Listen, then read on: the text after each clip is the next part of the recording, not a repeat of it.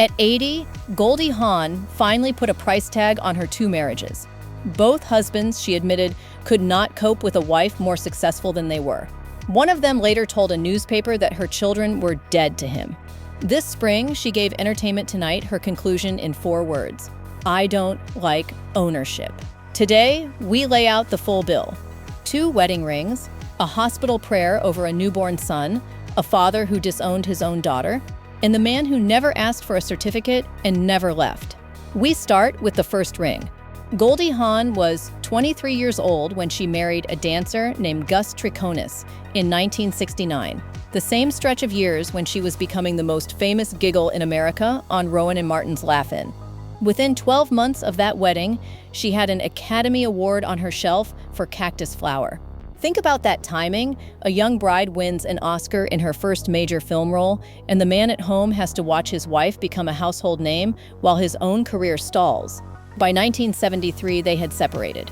Goldie later summed up both her failed marriages in one blunt diagnosis. The men she fell in love with, she said, could not handle the pressure of her success. She didn't say it with anger. She said it the way you say something you paid a great deal to learn. The divorce from Gus was not granted until June of 1976. And here is the detail most people have never heard. By the time that first marriage legally ended, the second man was already standing in the doorway.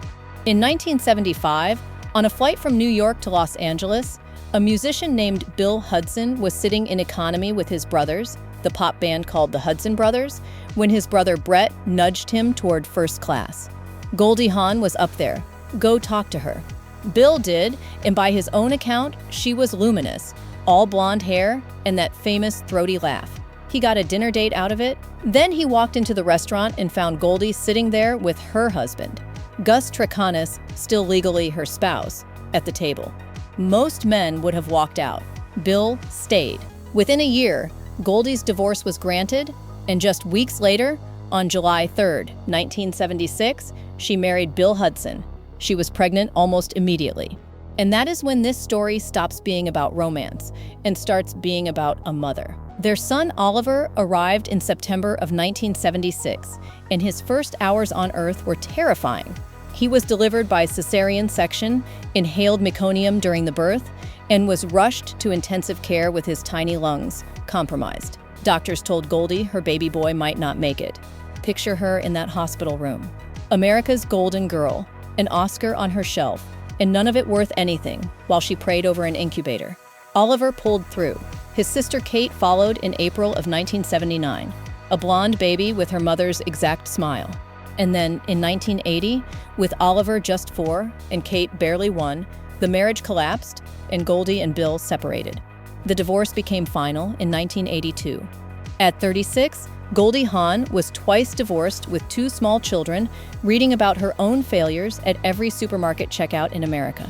She had done everything the rulebook asked, twice, and had 2 divorces to show for it. So you can understand the promise she made to herself: never again. What she could not have predicted was the man about to walk back into her life, because she had actually met him 17 years earlier. In 1966, on the Disney set of the one and only Genuine Original Family Band, a 21-year-old dancer named Goldie Hawn noticed a young actor named Kurt Russell. By Kurt's own count, he was 15 years old. Goldie later admitted she thought he was adorable and much too young, so nothing happened. Life sent them in opposite directions for 17 years through her 2 marriages and his own divorce from actress Susan Hubley. Then in 1983, a war drama called Swing Shift cast them opposite each other, and on Valentine's Day of 1983, they went on a first date that has become Hollywood legend. They watched a World War II movie for research. They went dancing at the Playboy Club because it was the only place in Los Angeles playing swing music. And then, because the night wasn't over, they broke into the gutted house Goldie was renovating and made their way upstairs to an empty room with imaginary furniture. That is where the Los Angeles police found them, mid-romance, with a flashlight. The officers told the 2 movie stars to go get a hotel room. They did. Kurt has told that story for decades, with the grin of a man describing the best night of his life. And the ending is even better. That same house belongs to Kate Hudson today. Her mother's first date with Kurt happened in her own upstairs. But the flashlight story is the cute part, the part that actually explains the next 4 decades happened in daylight.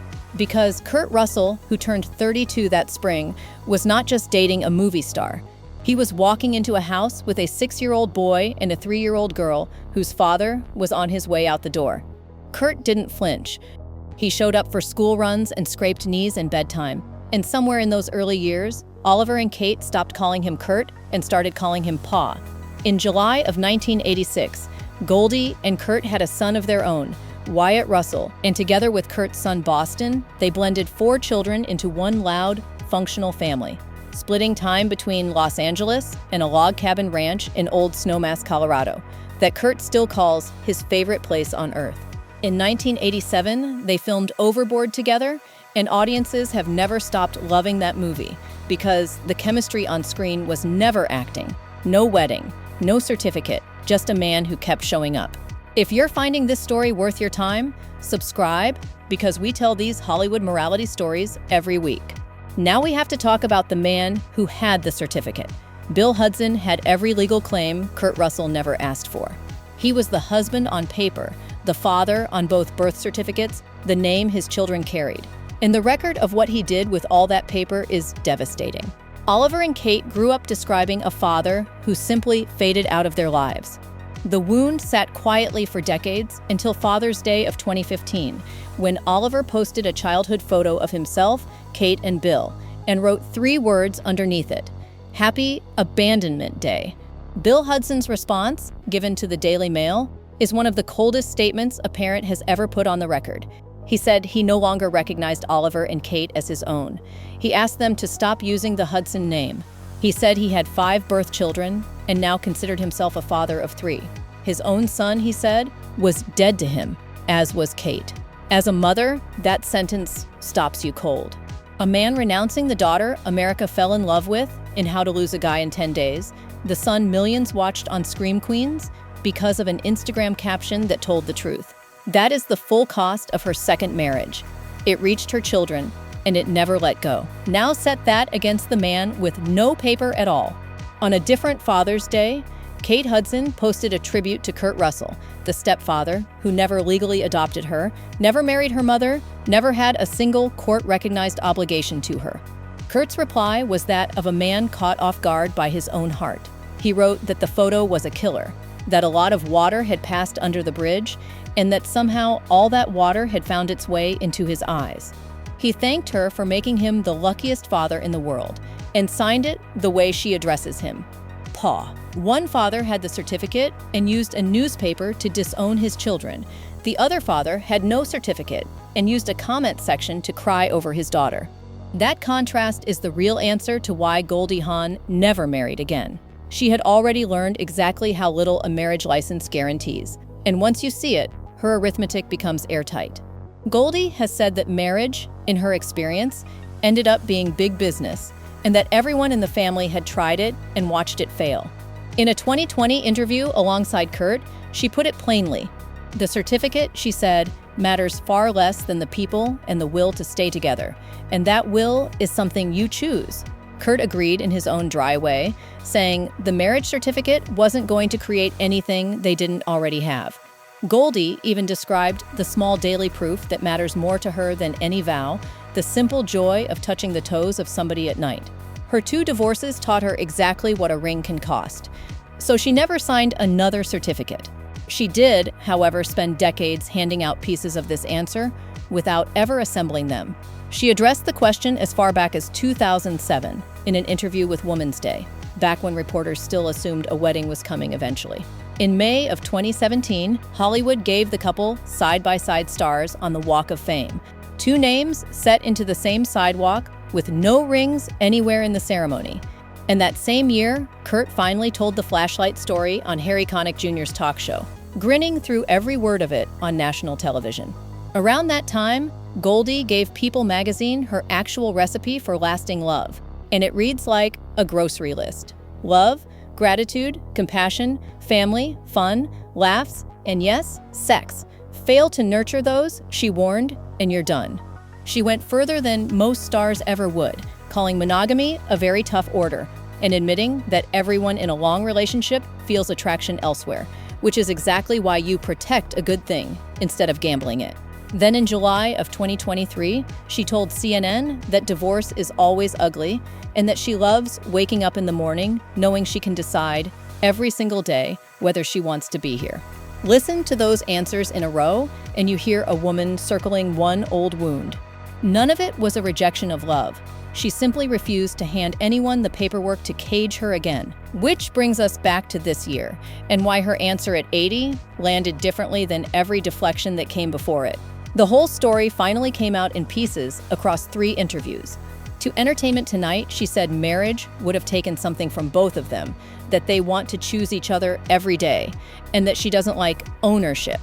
To People magazine, she said the secret was freedom, that liberation means she has never once felt penned in, even though she and Kurt don't always agree, not even on politics. And on the Dan Buettner podcast, she reached for the image that says it best. She is a bird, she explained. Leave the cage door open and she may never fly out. Close that door and she would tear her own feathers off. Kurt gave his version to the Wall Street Journal in March of 2026, recalling how 2 freshly divorced actors on the set of Swing Shift made the least romantic vow in Hollywood history. Let's have fun until we don't. That was 43 years ago, and the fun, by every visible measure, has not stopped. In March, the 2 of them walked the Oscars red carpet, while Kate Hudson sat in the audience as a Best Actress nominee for Song Sung Blue, her mother beaming like the sun.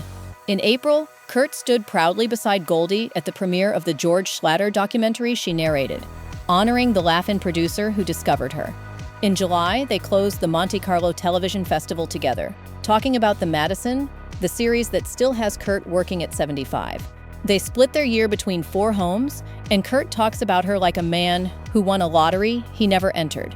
She's a one-off human being, he said this spring. Just to have experienced her for this much of his life makes him feel like a lucky guy.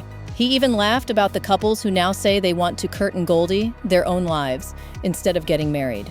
Her 2 ex-husbands faded out of her life decades ago. Kurt is still here. If this story moved you, watch our Sandra Bullock video next, because she won her dignity back the same quiet way. The cage door has stood open for 43 years now, and every single morning, the bird stays.